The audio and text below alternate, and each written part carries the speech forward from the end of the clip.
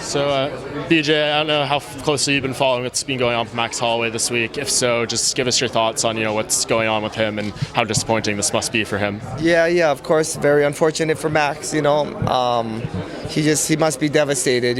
Train all those months and get ready for a fight, and something like this happens. Can't imagine how he feels. I never got to talk to him yet, but hopefully I'll get to see him and give him some good words. Yeah, from all indications, I mean, the official line was he's experienced concussion-like symptoms. Have you ever gone through something like that in your career, where maybe you weren't going into a fight completely there in terms of something bad happening in camp? You know what? I never had any concussion-like symptoms. Hopefully that he doesn't, because that's some dangerous stuff.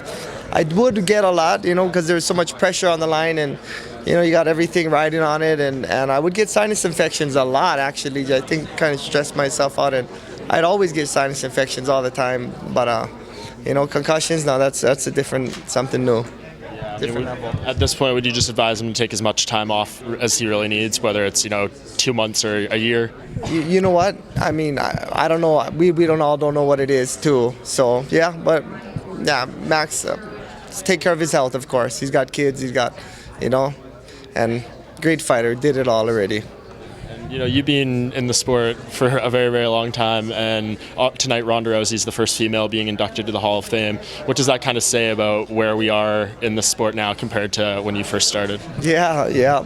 Much bigger the sport is now, that's for sure, and it just grew on all levels, from weight classes to females, and it's just great to see where the UFC is today.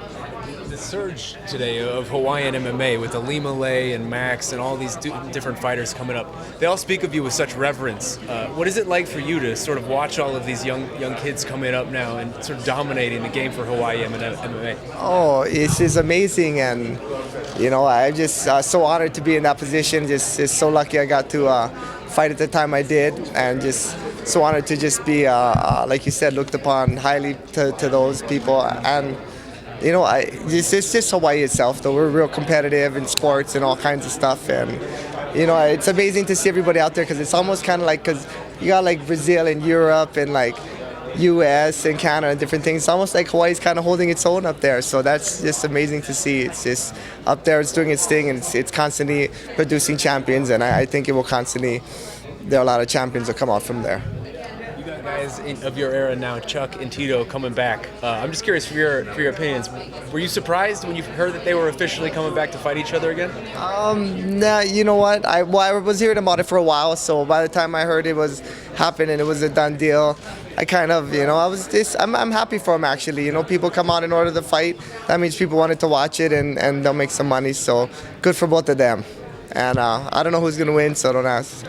Do you think for guys like that, though, the older generation, if they are going to come back, it makes sense to fight someone that's on that similar timeline instead of, maybe you coming back and fighting a younger guy like a Yair Rodriguez or something like that? Well, I think definitely, get a few fights and get a winning streak going. And then when you get a winning streak going, and then I think you can kind of go do whatever you want after that. But it's important to get a winning streak going and get momentum going in this sport. DJ, any negative criticisms of it?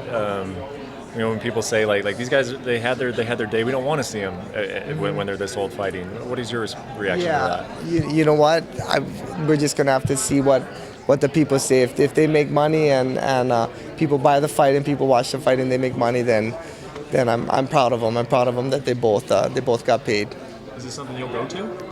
Oh no, I don't. I don't have any plans of coming back. And of course, if I came back, it'd be in the UFC.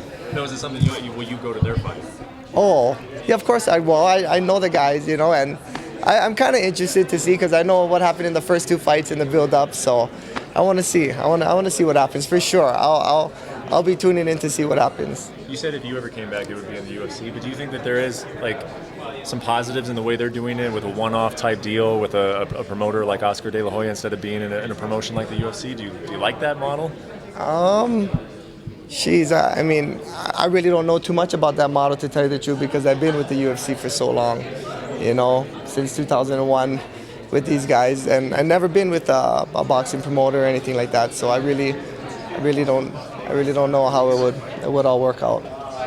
Tito just retired, but Chuck's coming off a very long layoff. Do you have any advice for him, sort of get on that process of coming back from a long retired layoff? Oh man, I don't know how anybody could get ready for that. Like, I wouldn't know what to say. You know, I think he's just gonna know in his heart and his mind where he feels. And yeah, man, it is tough though, right? Coming off a layoff and the ring rust, and then you get there and you do all the talking, and then the fight finally has to happen. And yeah, it's a intense thing.